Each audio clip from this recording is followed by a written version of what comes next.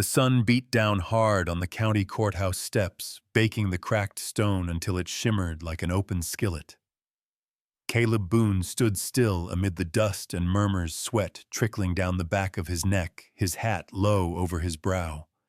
His shirt was damp, boots worn, hands rough, the kind of man who looked like he'd been working since before he could walk. Truth was he had. But today he wasn't working. He was watching a crowd disappear one bidder at a time. The auctioneer's voice rang out again, tired but persistent. Lot 47, cabin on Willow Hollow. Starting bid 10 cents. The silence that followed was louder than the bid itself. The auctioneer glanced around, embarrassed. Do I hear a dime for the old Whitmore place? A breeze stirred the kind that felt more like breath held in the throat of something unseen. Caleb didn't know why his hand rose. Maybe out of boredom. Maybe because no one else did. Maybe because for a man who'd buried a wife and outlived his luck, 10 cents for a roof sounded better than no roof at all. Sold, the auctioneer barked, almost relieved. To the gentleman in the work shirt. Laughter, nervous, scattered, crackled through the thinning crowd. A few people turned to look at him. Most looked away. But two men at the back did neither. They watched. One of them wore a dark gray coat, too fine for the summer heat. The other had a thin face, slick hair, and boots polished like he didn't plan on walking anywhere real.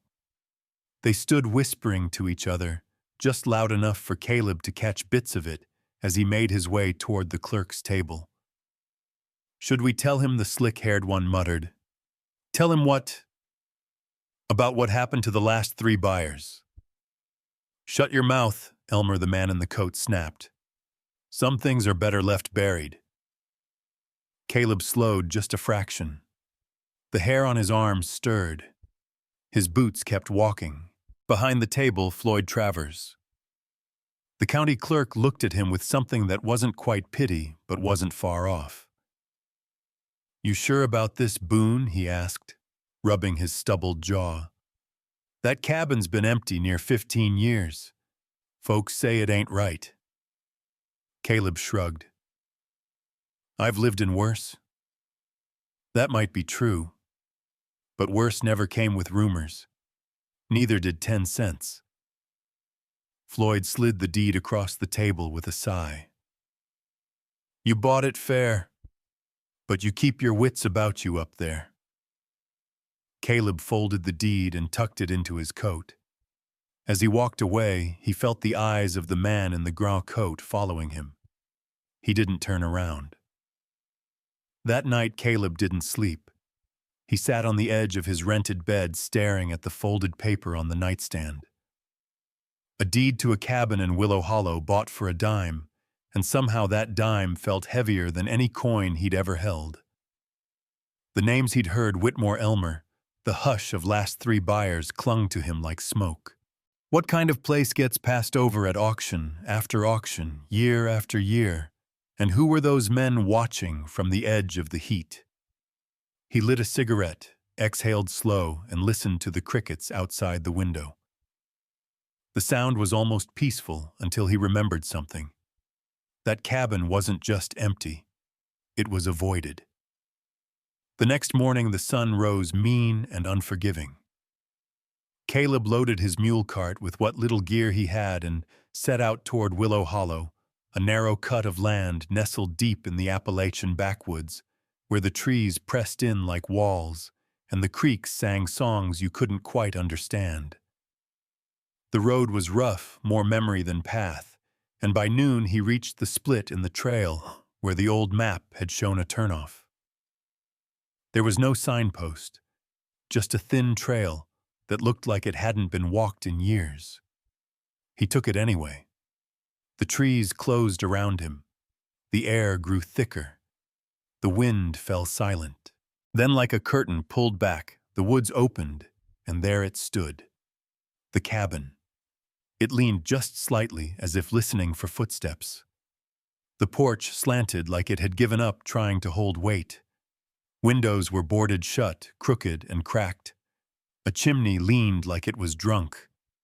It wasn't just abandoned. It was forgotten on purpose.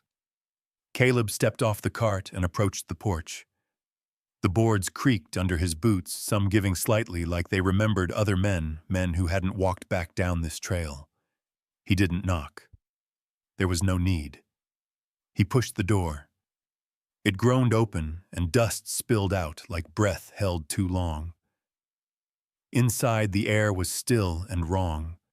The main room was smaller than it should have been. A stone fireplace, a single shelf, what looked like a dry sink pump. Everything smelled of old rot and damp earth.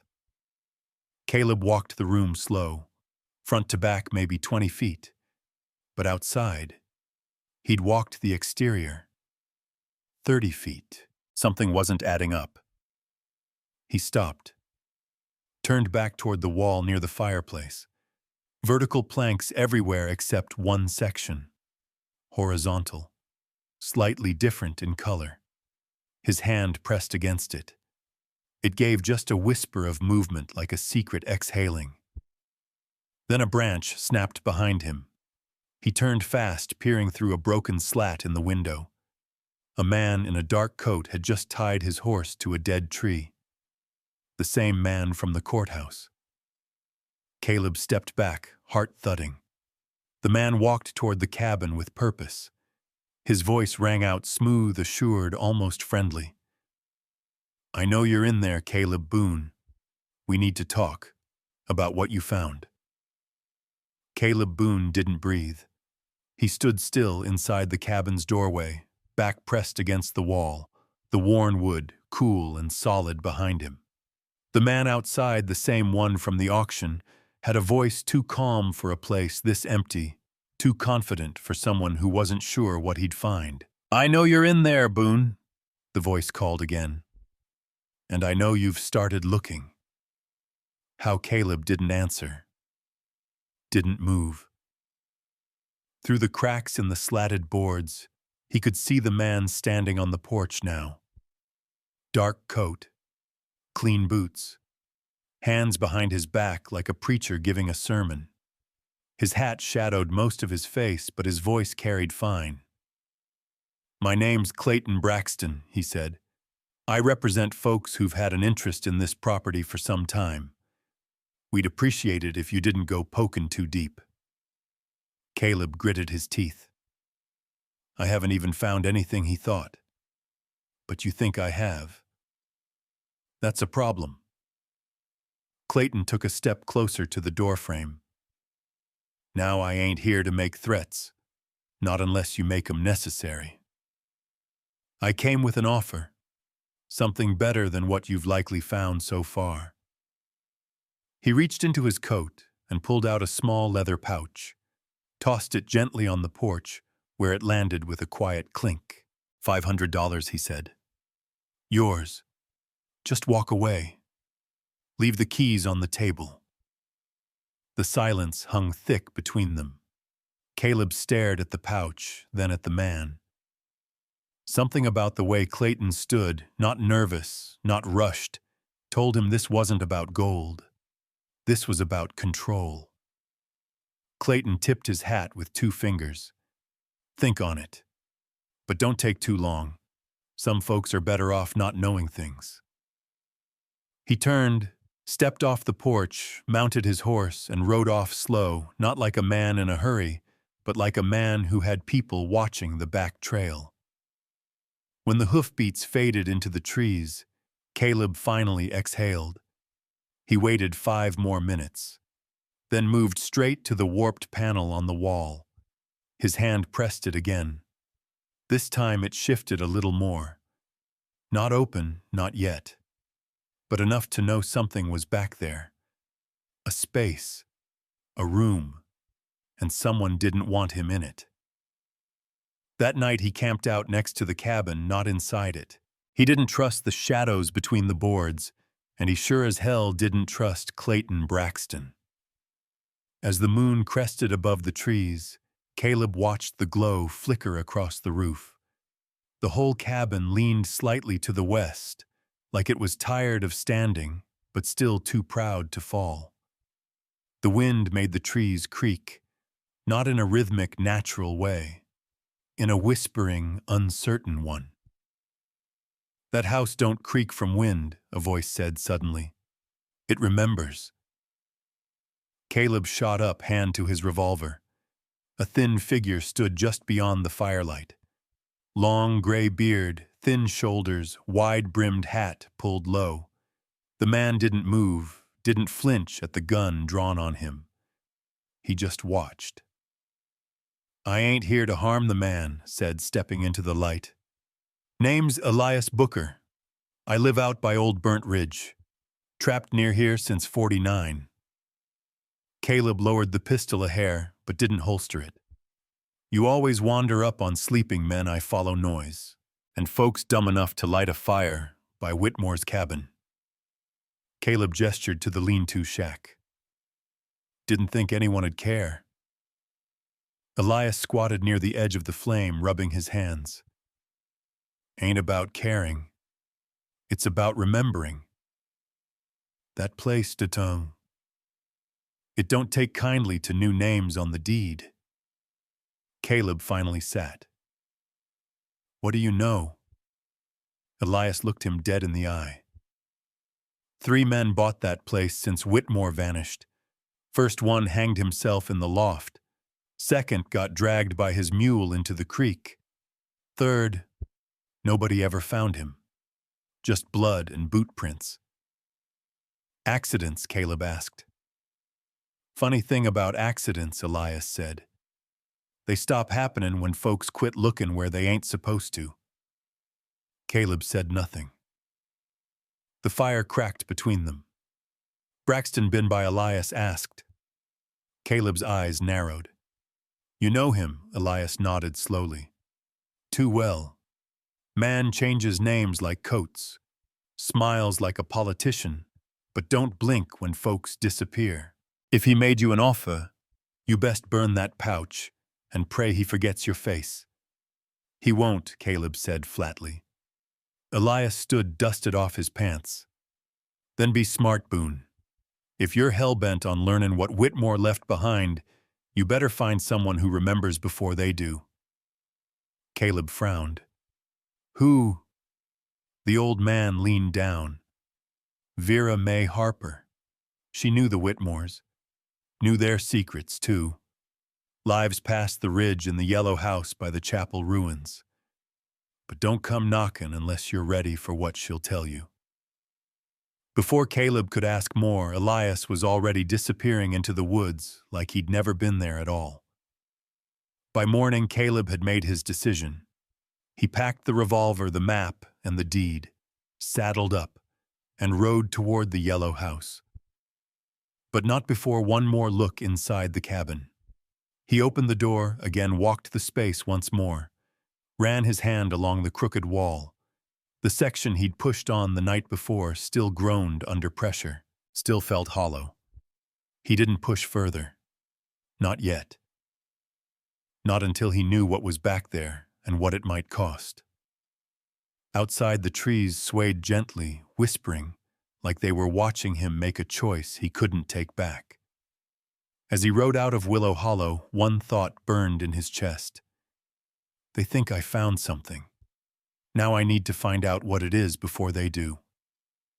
The morning fog in Willow Hollow clung to the treetops like cobwebs, thick and slow to burn off.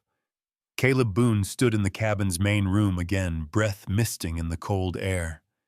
The same room, same stillness, but it didn't feel like it had the day before. He knew now that someone had been watching this place for years. He knew people had died because of what might be hiding inside these walls, and still he was about to open it. He ran his hand once more along the uneven paneling near the back corner. That horizontal grain, faintly warped, slightly bowed, stood out like a broken bone. "It ain't what's missing in that house," Caleb muttered to himself, fingers feeling for a seam. "It's what someone tried real hard to hide." He pressed harder. Something shifted. A low click echoed in the small room. Then silence. He braced himself, hand on his revolver, and pulled. The panel swung inward with surprising ease, revealing darkness. Not rot, not dirt, just shadow and cold air thick with the scent of mold and iron. He lit a match. The flame danced against walls made of hewn stone. It was a room narrow, secret, and built to be invisible. Carved shelves lined each wall, stacked with leather-bound ledgers, sealed wooden boxes, old tin canisters, and yellowed cloth sacks. And in the far corner, tucked behind one of the crates, sat a stack of metal bars. Caleb stepped forward, match trembling. He picked one up. Heavy, cool, dull yellow. He scratched the surface with his thumbnail. The mark stayed. Soft metal. Gold. Not flakes, not dust, solid bars. At least a dozen. Maybe more. He let out a breath he hadn't realized he was holding. Harlan Whitmore hadn't just hidden stolen gold. He'd stashed a fortune likely pulled from creek beds and hills all over the territory. Enough to disappear or buy himself clean in any county courthouse from here to Richmond. But then why hadn't he? Why had he vanished? And why had this treasure stayed? Caleb opened one of the ledgers. The handwriting was tight and clean. Dates, amounts, coordinates. There were names. A few he recognized from old town records. One had been a magistrate. Others, military ranks, company names, shipping manifests. And then something that made his blood chill. Final shipment held. Lockbox 47. J.H. retains duplicate records. J.H. Jacob Harper, Vera May's husband. He stepped back from the shelf and crouched beside the door, head spinning. Lockbox 47. The same number as the cabin's auction lot. Was that coincidence or one last cruel joke from a man who knew secrets had weight and would eventually fall on someone? He grabbed one of the smaller ledgers and a rolled-up map from the crate, tucking them inside his coat. He'd seen enough for now. He stepped back into the main room and sealed the panel behind him. Just as the wood clicked back into place, his ears picked up the faint, unmistakable sound of hooves. He froze. Another set. Then another. Then voices. He dropped to the floor, belly down, peeking through a crack in the warped boards. 4 men, all mounted, were approaching the cabin. One of them dismounted immediately and stomped toward the porch. Clayton Braxton. The bastard was back, and he'd brought company. Inside, Clayton barked, "I want eyes on every inch." The door creaked open, boots scattered across the floor. One heavy one with a limp, another moved quick, sharp like a tracker. Caleb didn't move. He couldn't. He lay pressed beneath the floorboards, praying the hidden space wouldn't betray him. "Someone's been here," one of them said. "Dust's disturbed. Boot prints don't match yours, Braxton." "Then he's found it," another voice snapped. "Just like the others." "He's different," Clayton said. The others were greedy. Boone's a local.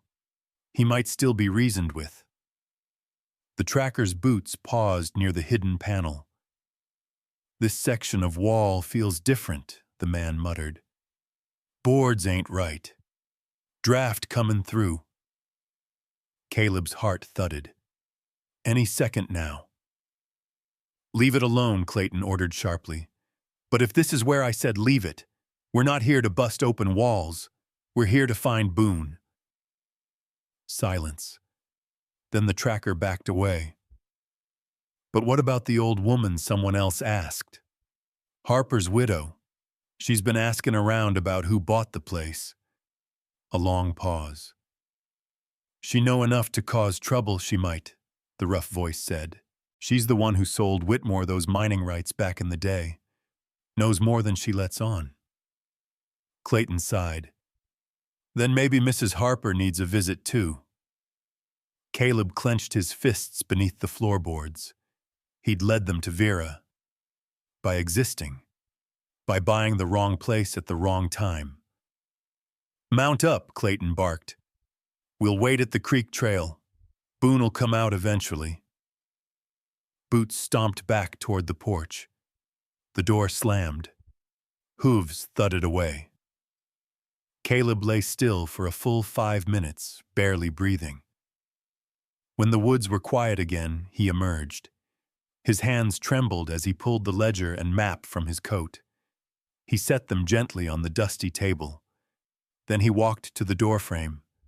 There, carved faintly into the old wood, were 3 sets of initials: JM 1847, TR 1851, HC 1856. Names of the men who had died. Accidents, they said. He reached into his pocket, pulled out his folding knife, and scraped his own initials beneath them. CB 1862. If he was going to die for someone else's secret, he wasn't going to do it nameless. But not yet. He had somewhere to be, and someone to warn. He grabbed the ledger and map, shoved them deep into his coat, and slipped out the back. Vera May Harper's house sat on the far side of Burnt Ridge, and if Braxton's men were headed there next, he'd have to beat them to it. The path to Vera May Harper's house twisted through thickets of dogwood and black pine steep and slick with dew. Caleb rode fast, his coat clutched tight over his chest to shield the ledger and map hidden inside. Clayton Braxton was on the move. He'd named Vera. That meant time was running thin. When the trees finally gave way to the open slope above Burnt Ridge, Caleb spotted the yellow house perched near the old chapel ruins. The front porch sagged like the rest of the house, but smoke curled from the chimney, a sign of life and stubbornness. He dismounted, quick boots hitting the dirt. Before he could even climb the steps, the screen door creaked open. Vera May Harper stood behind it, wiry as fence wire, and twice as sharp a shawl pulled tight around her thin shoulders. Her silver hair was braided back, her eyes keen. "You're the fool that bought the Whitmore place," she said. Not a question. Caleb gave a half nod. "Yes, ma'am." "Name's Caleb Boone." "I know who you are." Her voice was dry-clipped. She opened the door wider. "And if you're here, that means Braxton's already sniffing the air. Well, don't just stand there. Get in." Caleb stepped inside. The air smelled of cedar coal smoke and something herbal. The parlor was small, cluttered, filled with a lifetime of collected things. Knitted blankets framed daguerreotypes, books with cracked spines. Vera gestured to the wooden chair beside the fire. "Sit. Talk fast. How much trouble are we in?" He pulled the folded ledger from his coat and laid it on her lap. This is what was hidden behind the wall in the cabin. And this, he unrolled the brittle map on her table, shows mining operations. Illegal ones. Names of buyers, bribes, shipping paths. There's more gold back there than I've ever seen in my life. Vera didn't blink. She flipped open the ledger and skimmed it with practiced eyes. "Whitmore," she muttered. Harlan always thought he was smarter than the law. Thought he could mine on government land at night and hide the gold in daylight. Caleb leaned forward. What exactly happened? Why hide all this? Vera closed the ledger with a soft thump. Because it was never supposed to exist. She walked to the mantel and picked up a small framed photo. My husband, Jacob Harper, built that cabin in 1840. It wasn't for living. It was a base. A safe house with a hidden room to store what he pulled out of Willow Creek. We mined legally filed proper claims, paid our dues. She set the photo down with care. After Jacob died from the fever, I sold the claims and the land to Harlan Whitmore. But he didn't just take what was his. He started digging into sections owned by the territorial government. places Jacob had marked as off-limits for a reason. Harlan figured if no one was watching, no one would know. Caleb rubbed his temples, and Braxton Vera's mouth twisted. Braxton isn't his real name. Charles Braxton, formerly Charles Beckett, is a deserter, thief, and killer. Government sent men to investigate the missing gold years ago. He was one of them. But instead of returning it, he started killing anyone who got close. She crossed her arms. You stirred up Ghost's son, and now they're coming for us both. Caleb stood and began pacing. They're already watching. I caught them in the cabin. I heard them talking. They're headed this way, Vera. I know, she said. I've been expecting it ever since the auction. She reached into the drawer beside her rocking chair and pulled out a small iron key, pressed it into Caleb's hand. This opens lockbox 47 at Millwright's Bank, my husband's insurance policy. Jacob kept records of every deal, every shipment, every name, not because he wanted to turn folks in, because he knew one day someone would come looking to burn it all down. Caleb stared at the key heavy in his palm. What exactly is in it? Enough to hang half the courthouse and 3 marshals, she said flatly, but only if it gets into the right hands. Caleb nodded. I know who. Jacob named Marshal William Hayes in one of the ledgers. He's clean, respected. I can get it to him. Vera moved toward the front window, pulling back the curtain, just a sliver. Her breath caught. They're here. Caleb shot up. Back door. She nodded. Through the garden. There's a trail runs down past the old tobacco shed.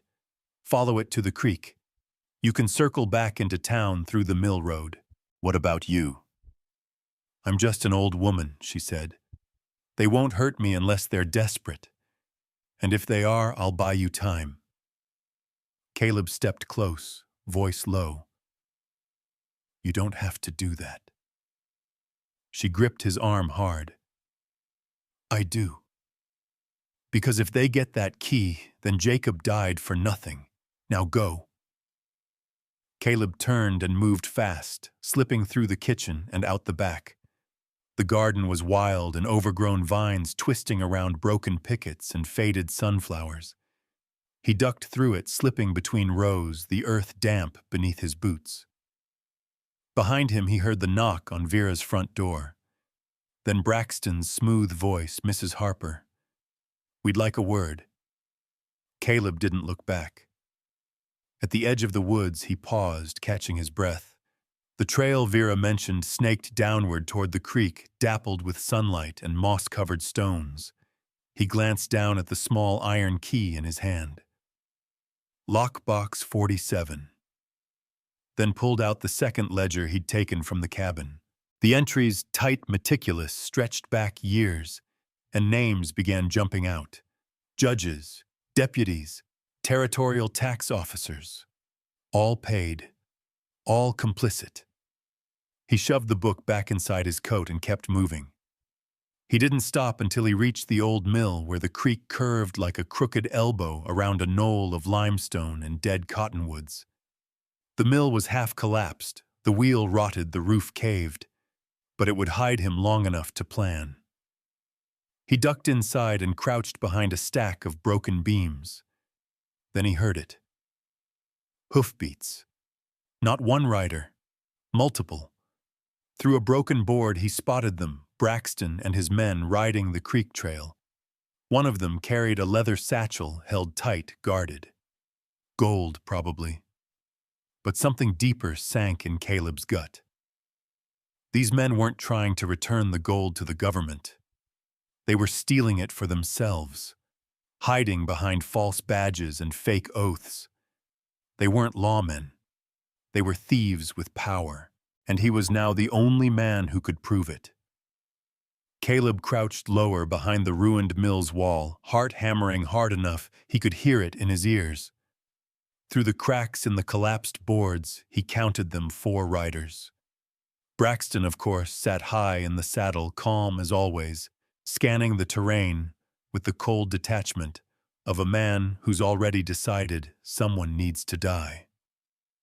One of the men dismounted, boots crunching across the gravel path near the creek. He was stocky, thick-necked, with a hunting rifle slung across his shoulder and a leather satchel strapped to his chest, like it was filled with gold dust and sin. They weren't rushing. That meant they were confident. Caleb slid the ledger deeper inside his coat, his fingers brushing the iron key Vera had given him. He looked down at the dirt floor beneath him, jaw-clenched, brain working faster than his fear. He had two choices: run or outthink them.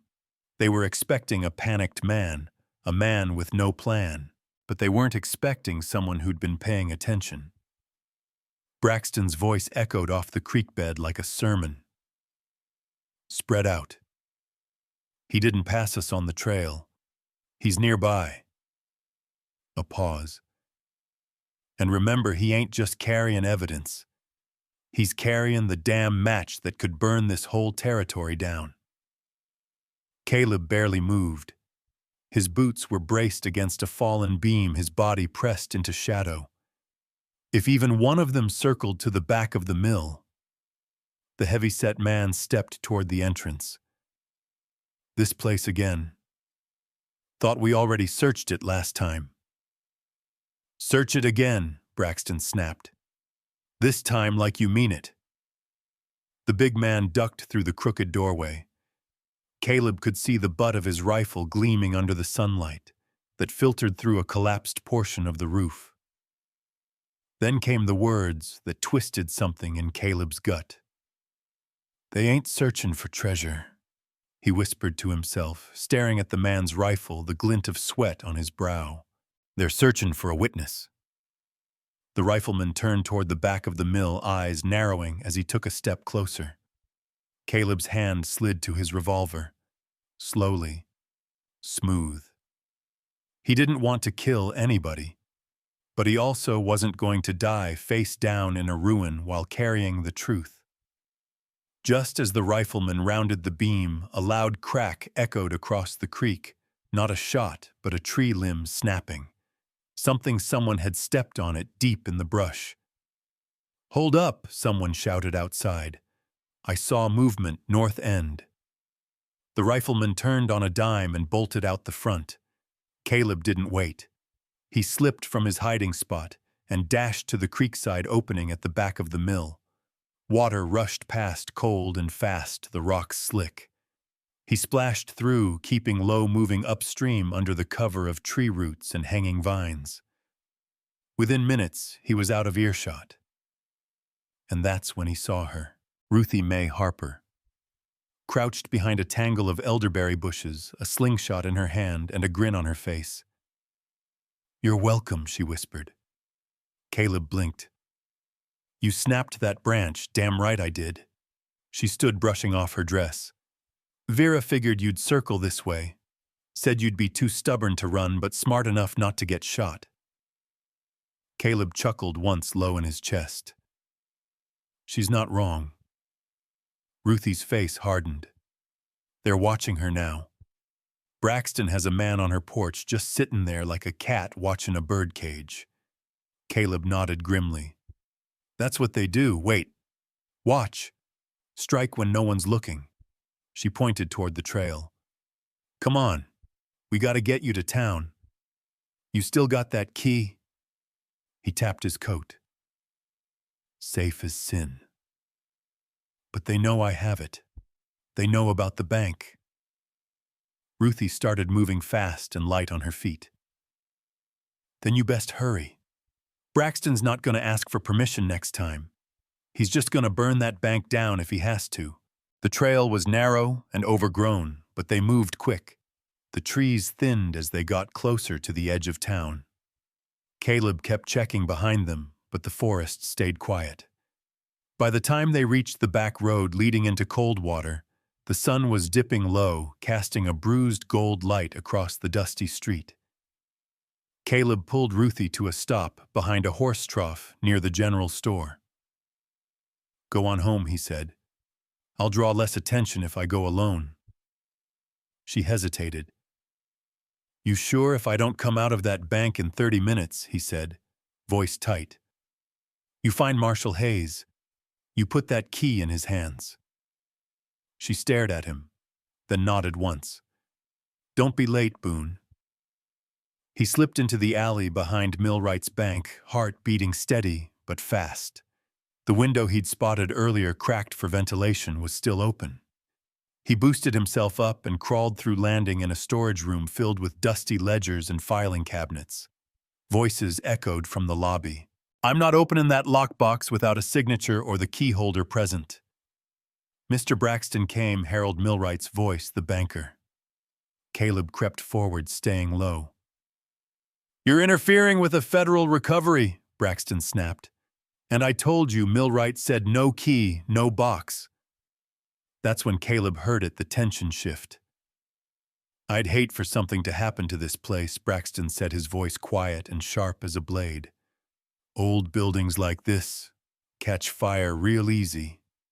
Enough. Caleb stood tall and pushed open the door to the vault hallway. His voice rang out clear and steady. Then maybe it's time we see what's inside, huh? Mr. Millwright, both men spun to look at him. Millwright's eyes went wide. Boone Braxton's face twisted, half a smile, half a snarl. Well, speak of the devil. Caleb pulled the iron key from his coat and held it up. Let's see what Jacob Harper thought was worth dying for. The iron key clicked into place with a weight that felt more like judgment than mechanics. As the lock on box 47 released, Caleb Boone glanced once at Harold Millwright, who stood pale behind him, and then at Charles Braxton, still wearing the name Clayton, leaning against the vault door, arms crossed, pistol holstered but close. Braxton's grin was too calm for a man on the verge of being exposed. Go ahead, he said softly. Let's see what the old man left you. Caleb pulled the box out, heavy with age and metal. The scent of oil, old paper, and time hit him hard. He carried it to the table in the center of the vault room and opened the lid. Inside were 3 items: a thick stack of papers bound with string, a folded map marked in red ink, and a sealed envelope addressed in tight script. To whoever finds this first. Harold leaned in. That's Jacob's handwriting. Caleb took the envelope, broke the wax, and unfolded the letter. His eyes scanned the words in silence, but his pulse roared with every line. When he finally looked up, his voice was steady. The dead left receipts, and now they're screamin' to be read. Braxton's grin faltered. Caleb held the letter up like it might burn the room. Jacob knew what Whitmore was doing. He knew about the off-the-books mines, the bribes, the forged claims. But more than that, he knew what you were doing. He turned the letter around, letting Braxton read the name written near the bottom, Charles Beckett, Braxton, Army deserter. Wanted in 3 territories for theft, impersonation, and murder. Braxton's eyes darkened. That name's dead. No, Caleb said. The only thing dead are the men who tried to stop you. He unwrapped the bound stack of papers. Dozens of pages, letters, shipping logs, ledger copies, each signed by various officials, most notably Whitmore. Names from the territory's political elite, all tied to illegal shipments of federal gold. Harold stared at the documents, stunned. These are real. These are court admissible. Braxton stepped forward. You don't know what you're holding, Boone. You think it's justice, it's dynamite. You set this loose and the whole damn territory explodes. Caleb didn't flinch. Maybe it should. Braxton's hand twitched near his sidearm, but still he didn't draw. You don't get it, he said, quieter now. This isn't just about stolen gold. The people named in there, they're still in power. Judges, marshals, bankers, men who built this place. If they fall, Coldwater goes with them. The territory goes with them. Caleb snapped the letter back into the box. Then maybe the territory's built on rot. Braxton exhaled slow, almost disappointed. We could have worked together. You don't offer someone the truth, Caleb said, and then ask them to bury it. Braxton stepped back from the vault table, drawing his pistol just enough to show he could, but didn't. His voice dropped into that familiar, chilling tone. You got what you came for. Now walk out of here. But understand, if that box crosses the county line, your blood's on your own hands. Millwright moved to stand beside Caleb, a shaking but firm presence. If you so much as touch him, Braxton, I'll make sure every paper in the East prints your face. Braxton gave him a long, dead stare. Then to Caleb, 36 hours. That's all you've got. After that, you better pray the truth protects you better than bullets. And with that, he turned and walked out. The vault fell into a heavy silence. Caleb stared down at the documents again, the weight of them pressing into his bones. He felt no triumph, just inevitability. He's going to try and take me out before I can reach Marshal Hayes, he said. Harold nodded. And he's not going to come alone. Caleb pulled the documents into a satchel Millwright offered and tied it shut. I need a fast horse quiet trail and someone who knows the back roads. You'll have 'em, Harold said. I'll see to it personally. Before Caleb could leave, Harold reached for the map in the box. He unrolled it carefully. His eyes widened.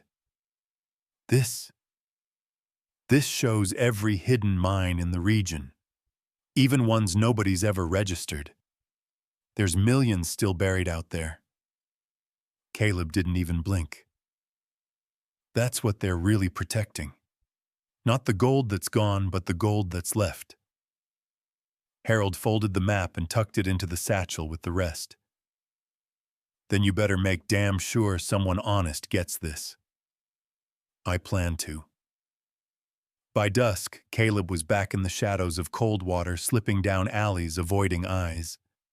He found Ruthie May waiting at the livery stable, rifle slung over her shoulder, jaw set like stone. I heard Braxton left the bank, she said. He did. Gave me 36 hours to disappear or die. Then we ride now. They saddled up 2 horses and rode north, staying off the main road, hugging the hills.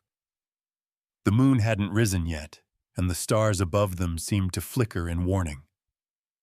As they passed the edge of town, Caleb paused and looked back once. Lights flickered in the bank's windows.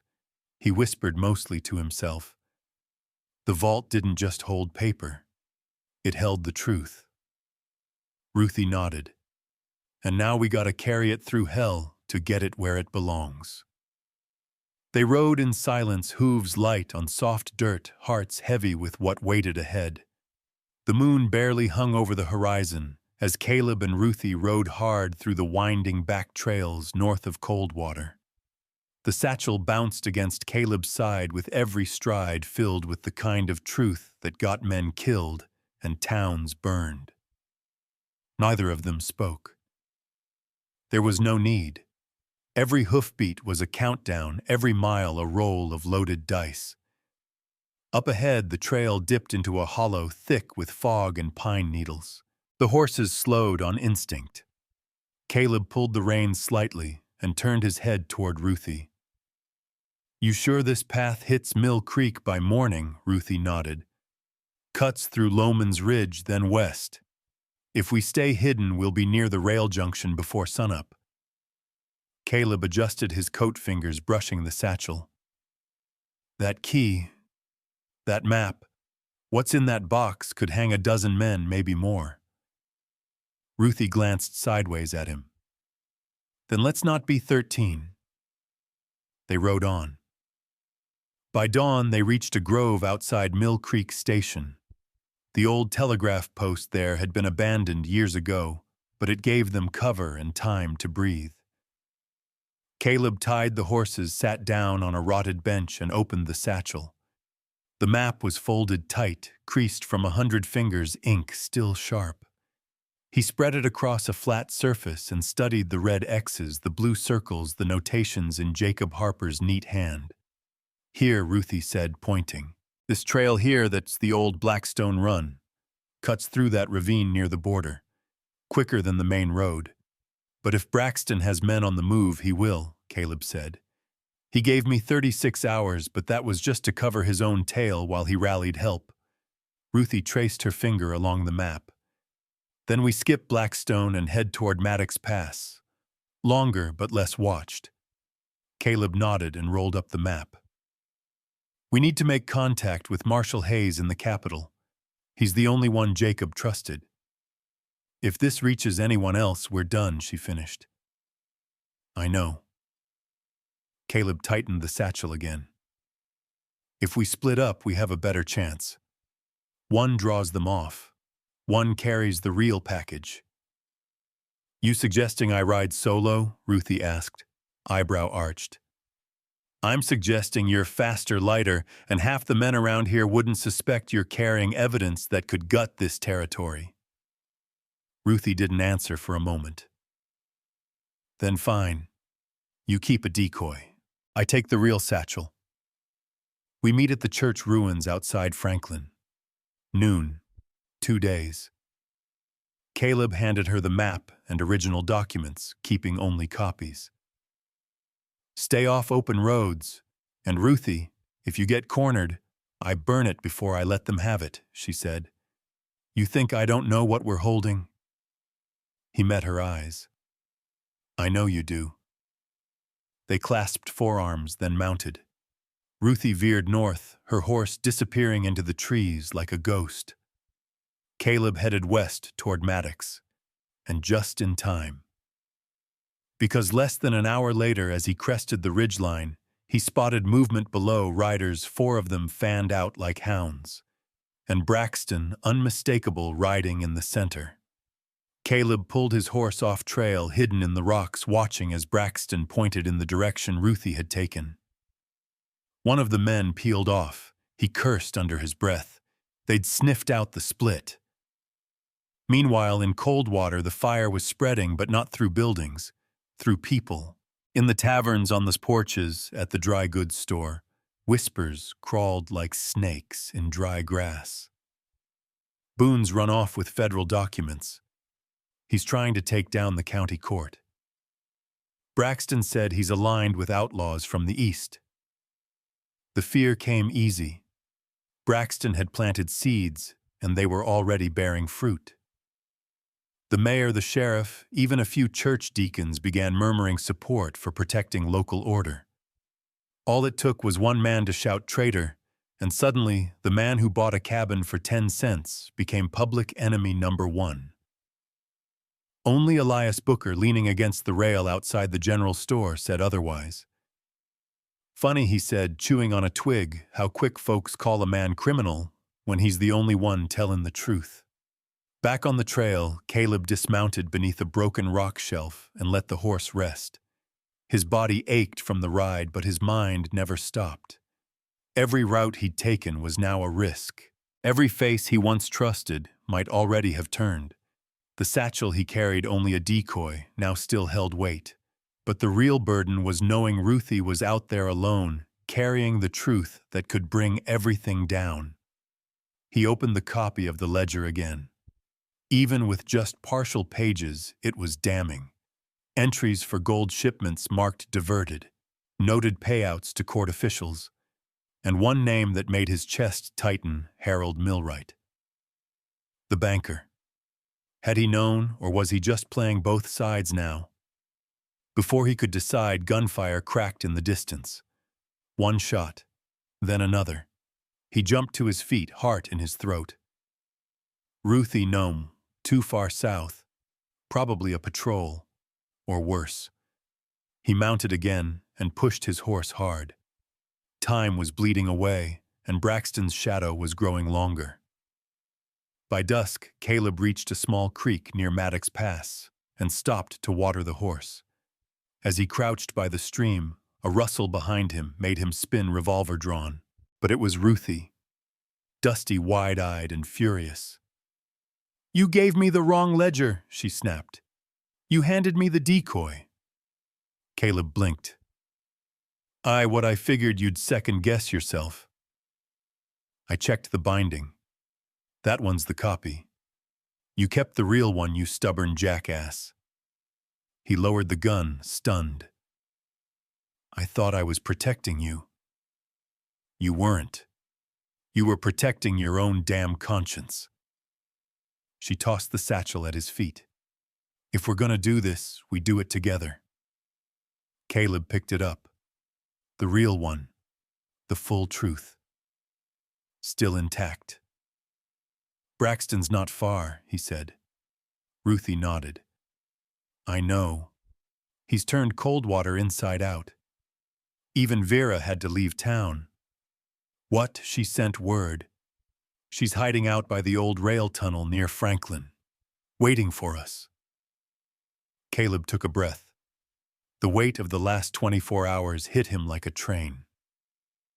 All right, he said. We make for Franklin. And we don't stop till we hand this to Hayes. Or die trying, Ruthie said. They rode again side by side now, not as fugitive and decoy, but as two keepers of a truth too dangerous to bury. The mill sat quiet beneath a slate-gray sky, its water wheel still half-rotted and overgrown with vines. Franklin was less than 2 miles west, but Caleb Boone and Ruthie Mae Harper had stopped here for a reason. Not just to rest, but to confront a ghost. The ruins whispered in the wind, brittle boards creaking, as if the mill itself were remembering names best left buried. Caleb knelt beside the ledger, flipping through its fragile pages. This was one of the drop points, he said, voice low. Right here. The mill. That's why Jacob marked it. He pointed at a scrawled note on the margin. R.C. Final Delivery, July 11th, 1856. Ruthie leaned in, frowning. You think that means Ruth's Crossing? Not just that, Caleb said. Those initials, R.C. I think that's a person. Every page in this book is a grave someone tried to pave over. Ruthie's jaw clenched. Then let's dig. They started searching the mill. Ruthie peeled away loose floorboards while Caleb rifled through hollow beams and the old grain chute. Dust clouded their vision, and the air smelled like mildew and rust. But then Caleb's hand struck something hard beneath the feed bin. He yanked it free.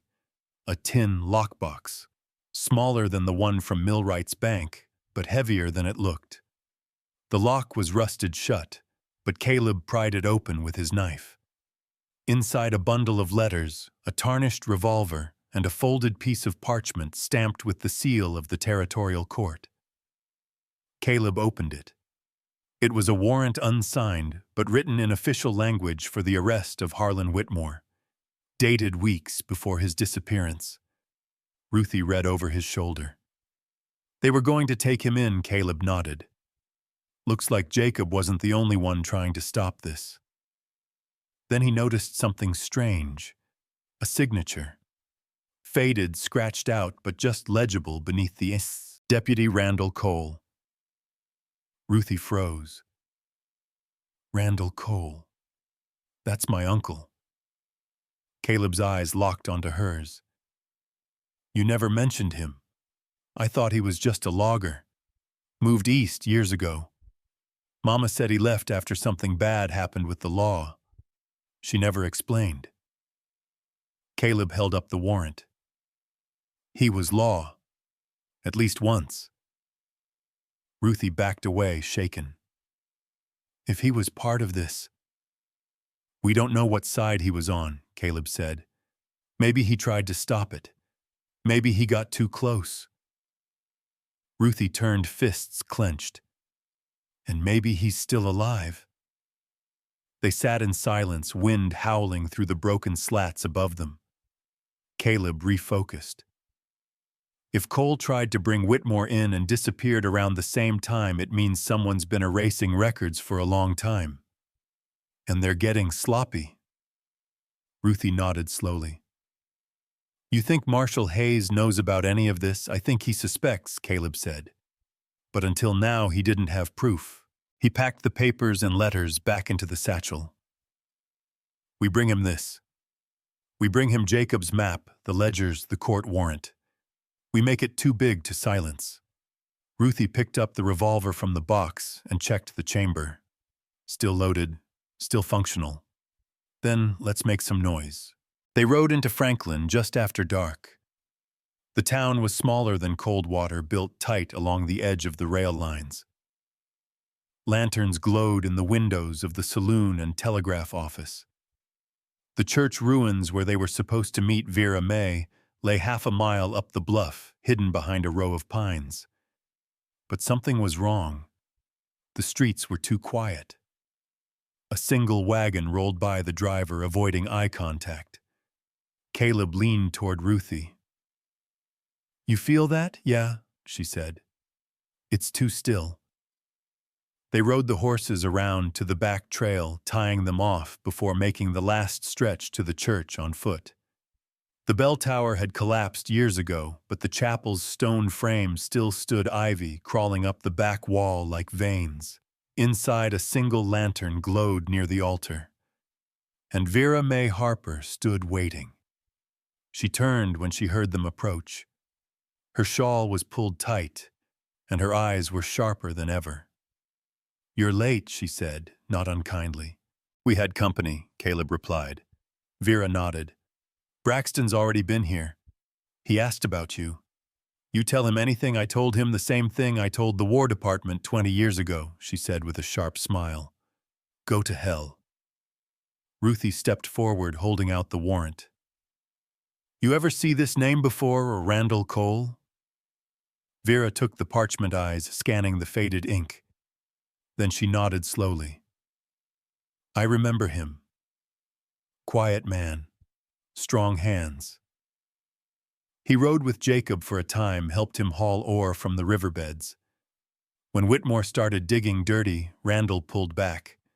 Said the whole thing smelled wrong. You think he's still alive? Ruthie asked, voice tight. Vera sighed. He left town the same day Whitmore vanished. Most folks assumed he ran. But Jacob told me once, some men don't run, they just hide where no one's looking. Ruthie nodded. Then I'm going to find him. Vera looked to Caleb. And you, I take this to Hayes, he said. Tonight. Vera stepped closer, placing a weathered hand on his shoulder. You do that, boy. But don't expect him to thank you. What? Because Hayes is the last honest man standing, she said. And when you hand him this, you won't just be exposing crooks. You'll be handing him a war. As they exited the chapel, the wind picked up, carrying with it the distant sound of hooves on hard earth. Too many. They looked down the hill. Torches. Riders. Braxton had found them. Vera didn't flinch. There's a tunnel beneath the chapel. Old slave path. Take it. Head north through the woods. Comes out near the iron bridge. Caleb turned. What about you? I was old when they started this, she said. I'll be damned if I don't outlive it too. Caleb gave her one last look. Then he and Ruthie dropped into the tunnel boots, echoing on stone. Above them, the chapel stood silent again, waiting, watching. The tunnel was tight and damp, its stone walls sweating cold as Caleb and Ruthie moved through the dark, guided only by the flicker of a single lantern Vera had given them. Each step echoed louder than it should have, the sound bouncing ahead like a warning. Dirt crunched underfoot. Somewhere behind them, the thunder of hooves had faded, but not for long. Caleb pressed forward, the satchel clutched close. The old escape path ran beneath the chapel ruins, carved a generation ago by men who had fled different kinds of chains. Its air smelled of mold iron and history. Ruthie whispered behind him, "You think Vera's all right?" She knew the risk, he said. She always knew. They didn't speak again until the tunnel opened to the night, a break in the forest floor, disguised by wild brush and a half-collapsed stone slab. They emerged like ghosts into the woods near the iron bridge, a relic of the old freight line that hadn't been used in years. The moonlight made everything silver, the trees, the dirt, the quiet rush of water below the bridge. Caleb exhaled. "We're close." Marshal Hayes has a station house 10 miles north near the Valley Pass. Ruthie scanned the horizon. "We ride at first light. Stay hidden till then." But something was off. The wind shifted, carrying smoke, faint but unmistakable, and with it a dull red glow pulsing in the distance like a wound. Ruthie turned to Caleb. "That's Franklin." He didn't answer, because he already knew. When they can't kill the truth, they try to burn it down. They reached the edge of the bluff just in time to see the flames stretch skyward. Franklin was on fire. Not all of it. Just the town hall, the records office, and the back of the telegraph station, the three places that held public records. A message from Braxton. Caleb clenched his fists. "He's erasing everything." Ruthie stared, eyes hard. "Then we get to Hayes now. No more detours." They saddled the horses and pushed hard through the wooded ridge. The moonlight kept them just visible, but the fire behind them glowed brighter than the stars. As they rode, Caleb's thoughts spun. Every name in the ledger, every deal, every signature. He remembered the look on Braxton's face in the vault, calm, composed, but coiled like a snake. He wasn't just covering his tracks. He was making examples. And Coldwater it would be next. By sunrise, they reached the outskirts of the valley. Marshal William Hayes's outpost sat alone beside a creek just outside the hamlet of Three Pines. The wooden structure was weather-beaten, but solid, with a federal flag flying high above it. Caleb dismounted, legs stiff. "You ready?" Ruthie nodded. "Let's end this." They approached the front porch. Caleb knocked twice. A moment later, the door opened, and there he was. Marshal Hayes. Tall, broad-shouldered, graying hair under a worn campaign hat. His eyes, though tired, were sharp. They scanned both Caleb and Ruthie like he was sizing them up for a hanging or a handshake. "You Caleb Boone, I am." Hayes stepped aside. "Get in. You brought hell to my doorstep, might as well explain why." Inside the outpost was sparse. A desk, 2 chairs, a rifle rack, a pot of coffee that smelled 3 days old. Caleb dropped the satchel on the desk and opened it without a word. Hayes watched as the papers spilled out. The map, the warrant, the full ledger. He read in silence. Long, heavy minutes passed. When he finally looked up, his voice was low. "This is real, yes," Caleb said. "Jacob Harper buried it. I just dug it up." Hayes sat back. "I've heard whispers for years. Judges getting rich off dead mines. Deputies disappearing. Thought it was just frontier talk. But this..." He tapped the signature line on one of the documents. "This ties a federal magistrate to 4 illegal gold shipments." Caleb nodded. "And Whitmore. And Braxton." "Who's not even Braxton?" Hayes's jaw tightened. "You understand what this means? You're not just naming thieves. You're accusing half the territorial chain of command. If I move on this without backup, I'm dead before I hit Coldwater." "I know," Caleb said. "That's why we're not asking you to do it alone." Hayes looked at Ruthie. "And you?" "My uncle's name is in that ledger. Randall Cole. We think he tried to stop Whitmore. He vanished years ago. Hayes leaned forward. Randall Cole. Hell, I knew him. Good man. Quiet. Always questioned orders. He shook his head slowly. If he disappeared, it wasn't voluntary. Ruthie's voice cracked. I want to find him. You might, Hayes said, assuming he's still breathing, or buried somewhere that ledger can lead us to. He walked to the back room and returned with a bundle of documents and a telegram form. I'm calling in a federal rider from the Capitol. Once I send this, it's official. But when this starts, it won't stop. Not till someone's dead. Maybe a lot of someone's. Caleb stepped closer. It's already started. Hayes looked him straight in the eyes. Then saddle up. We've got work to do. But just as Hayes reached for the door, a shot rang out from the ridge. The window shattered. Hayes dropped blood on his shoulder. Caleb dove behind the desk, pulling Ruthie down with him. Another shot cracked the air closer now. Ruthie screamed. Sniper. Caleb peeked through the broken glass just long enough to catch a glimpse of a rider dismounting near the tree line. 2 more followed. Then he saw Braxton. He wasn't waiting anymore. He was here to finish it. Bullets tore into the wooden siding of the outpost like hail from a storm cloud. Caleb grabbed Marshal Hayes by the collar and dragged him behind the desk as more glass shattered above their heads. Hayes groaned, gripping his blood-soaked shoulder. Damn clean shot. Nicked the bone. Stay low, Caleb ordered, heart racing. He turned to Ruthie, already crawling toward the supply cabinet, her revolver gripped tight. How many did you see, 3? Maybe more behind the ridge. One's Braxton. She popped the cabinet open, tossed Caleb a rifle, and yanked out a box of ammo. We hold here. Caleb checked the chamber. Loaded.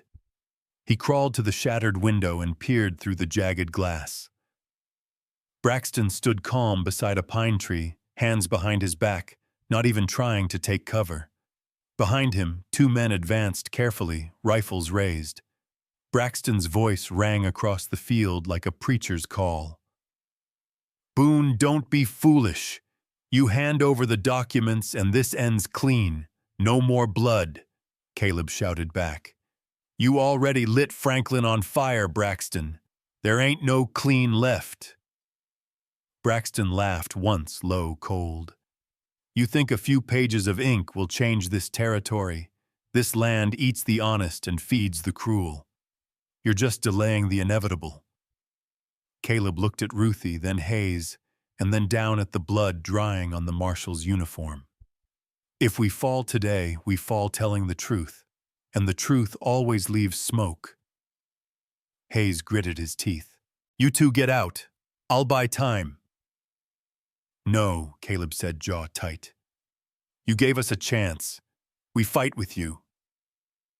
Another round of bullets slammed into the walls. Wood splintered. Ruthie returned fire from the far window, her shots forcing one of Braxton's men to duck behind a stump. Hayes grunted, trying to sit up. There's a back door, leads to the ravine trail. If you take it, you can loop around, get the drop on them. Caleb nodded. You cover from here. We'll flank them. Ruthie and Caleb slipped out the back door, boots crunching soft on the dry leaves. The path behind the outpost led down into a gully choked with undergrowth. They crouched low, moving silent, circling wide until they emerged behind a thicket, just 50 yards from Braxton's flank. From this angle, they could see the full layout, Braxton, 2 men near the front, and 1 more hidden farther up the slope, rifle raised toward the cabin. I'll take the sniper, Ruthie whispered. You sure I've tracked elk since I was 10, she said, eyes narrowed. And this bastard's slower than a drunk buck. Caleb moved left. He raised the rifle, took a breath, and waited. Braxton was still shouting, pacing now, voice venomous. You think Hayes will save you? He's 1 bullet from being irrelevant. Just like Jacob Harper. Just like your little rebellion. From behind the bush, Ruthie fired once. The sniper on the ridge dropped. Braxton spun at the sound just in time for Caleb to fire. The shot hit the dirt near his boots. Braxton dove for cover. The men near him opened fire in their direction, but Caleb and Ruthie had already ducked back into the gully. Then came another sound: hoofbeats. Fast. Dozens. From the east down the trail, riders appeared. Deputies, uniformed, armed. Hayes's backup. Caleb's eyes widened. How inside the outpost Hayes had crawled to the telegraph desk. Blood-dripping fingers trembling, he'd managed to send one message before the window blew out. Now it paid off. The cavalry arrived in a wave. The shootout turned fast. One of Braxton's men was dragged off his horse. Another fled into the trees. Braxton himself ran for the ridge. Caleb chased him.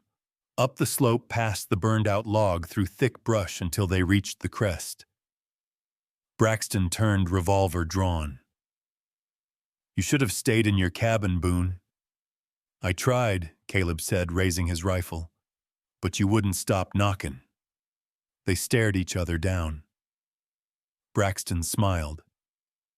"You don't have it in you. I've read your file. You're a dreamer, a soft-spoken idealist. Men like me, we survive because we know when to kill." Caleb's finger tightened on the trigger. "Then maybe you've got the wrong file." But before either man could shoot, a crack echoed. Not from Caleb, from Ruthie. She stood behind Braxton, gun smoking. Braxton stumbled, staggered forward, eyes wide. He turned just enough to see her. "You." "I'm not my uncle's shadow," she said. "And I ain't your pawn." He collapsed face first into the dirt. Dead. Back at the outpost, the deputies loaded the captured men into wagons. Hayes sat on the porch shoulder, bandaged, coffee in one hand, pistol in the other. He looked up at Caleb and Ruthie as they approached. "You two just bought yourselves a chapter in a history book," he said. Caleb dropped the satchel at Hayes's feet. "Now make sure it's written right." Hayes nodded. "Already sent word to the capital. Federal agents will be here in 3 days. Trials will follow." Ruthie glanced west. Smoke still curled from the hills of Franklin. What about the towns that already burned? Hayes looked out across the valley. "We rebuild, brick by brick. But this time, we don't let thieves hold the hammer." That night, as the campfire cracked and the stars blinked above them, Caleb sat silent for a long time. Ruthie handed him a cup of coffee. "We made it," maybe he said. "But there's more names in that ledger. We only cut off one head." She sipped. "Then we keep going." He looked at her, firelight dancing in her eyes. Together, Ruthie smiled. "Ain't no other way." Rain fell in steady sheets over the valley, drumming softly against the tin roof of Marshal Hayes's outpost. Inside, the room smelled of damp wood, gun oil, and paper, lots of it. The satchel Caleb had carried halfway across the territory now lay open across the desk, its contents spread like the bones of a long-dead animal finally unearthed. Pages of Jacob Harper's ledger, the court warrant, smuggler maps, dozens of names. Hayes sat in a sling, shoulder freshly bandaged, eyes locked on the ledger. He flipped through slowly, face hardening with every entry. Caleb stood by the window watching the gray world outside. Ruthie leaned on the far wall, arms crossed, eyes distant. The fire from Franklin, the bloodshed at the outpost, it was behind them now. But the war Jacob had started decades ago was only just coming to a boil. Hayes spoke without looking up. "You sure you're ready for the next step? I wouldn't be here if I wasn't," Caleb said. Ruthie moved toward the desk. Braxton was just the gatekeeper. We want to burn the whole house down. Hayes nodded and tapped the ledger. Then we start with this. He turned the book toward them and pointed to a name scrawled at the edge of a financial entry, Judge Eldon Tully. Some pages in this book don't just record crimes, they enable them. Caleb's brows furrowed. Tully, the circuit judge. Been on the bench 20 years, Hayes said. Ruled on more land claims than anyone else in the territory, including every one of Whitmore's filings. Every single one. Ruthie narrowed her eyes. You think he's been covering for them? I don't think, Hayes said. I know. Jacob suspected it, and now this ledger confirms it. He reached into the desk drawer, pulled out a folded telegram.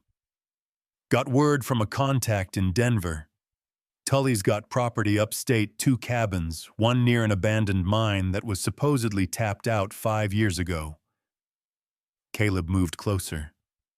Let me guess it's still running. Quiet. Off books. Hayes nodded. And guess who holds the mineral rights? He slid another document across the desk. A forged deed, in Caleb's father's handwriting. He stared at it. Chest tightening. Ruthie moved closer. What is it? My father, Caleb said, voice rough. He used to handle legal filings. After he died, the law office vanished. All his records were gone, but his name's still being used. Ruthie looked at Hayes. They're using dead men to sign real claims. Hayes nodded. It's a laundering operation, with ghost signatures and buried judges. Caleb clenched his fists. Then we exposed Tully. Hayes shook his head. It's not that easy. Tully's got reach. Deputies, court clerks, even newspapermen. If we just drop this in the open, it'll disappear in an hour. We need something stronger than paper.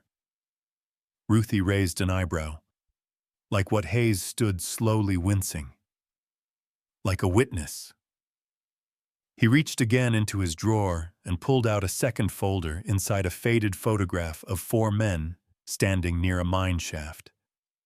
One of them was unmistakably young Jacob Harper. Another was Judge Tully. The third was Whitmore. And the last, Caleb's jaw locked.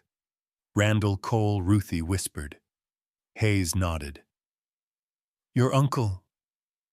Ruthie's hands trembled slightly as she took the photo. You said he might still be alive. He might be, Hayes said. According to this, they were all present during the last illegal claim filed before the massacre at Iron Creek. Caleb looked up sharply. You mean the workers they buried? Yeah, Hayes said. 15 men, mostly freedmen and railroad diggers. Jacob tried to bring the truth up back then, but Cole disappeared and the judge ruled it an accident. Case closed.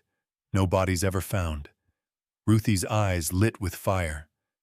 So if we find Cole, we reopen Iron Creek, with a body count, with proof. Hayes nodded. Exactly. Caleb exhaled. And where do we start?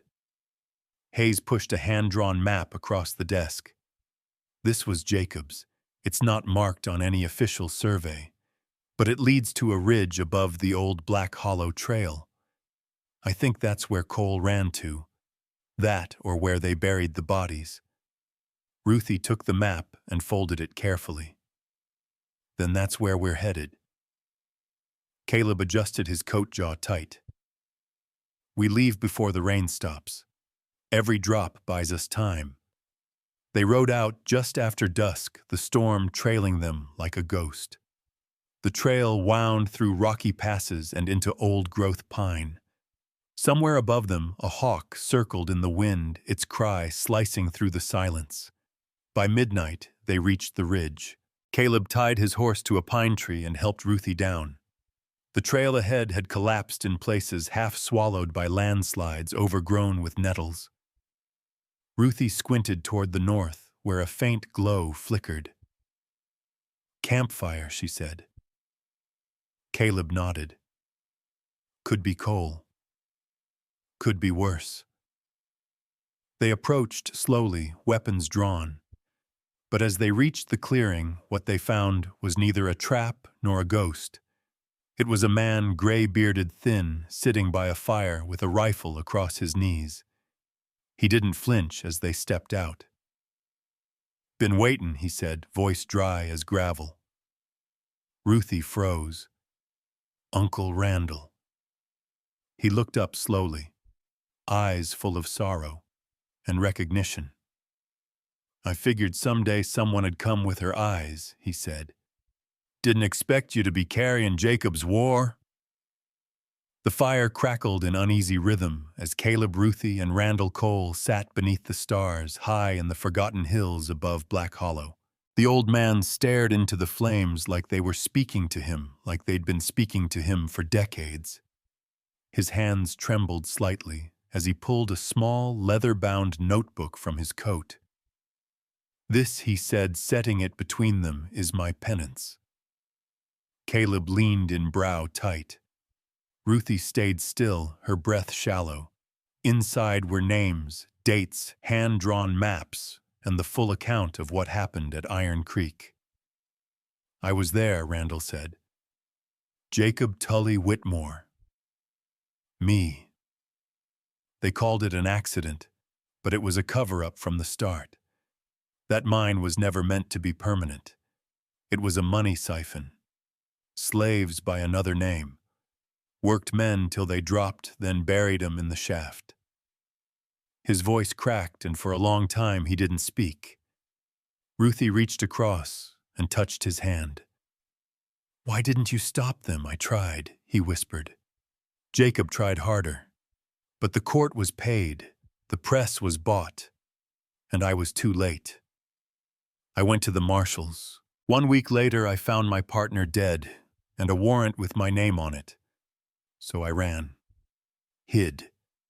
Told myself it would all fall apart on its own."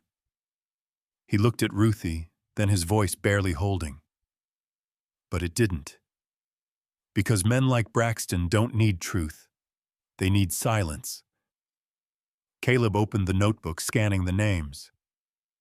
"Judge Tully. Overseer records. Burial markers. This matches Jacob's ledger. We have everything now." Randall nodded slowly. "They buried the men in Shaft 9, covered it in rock, then salted the land to make it look tapped out." Ruthie stood, fists clenched. "We uncover it. We bring the law. We make them see." "No," Randall said. "You don't bring the law to places like that. You bring the people." They rode out at dawn back down the ridge, following Randall's map toward the Iron Creek mine. The air grew heavy the closer they got, like the land remembered, like it didn't want to be disturbed. At the base of the hollow, a rusted sign still hung from a split post, Iron Creek Mining Co., established 1853. Abandoned 1857. The mine was half-collapsed brush overtaking the entrance.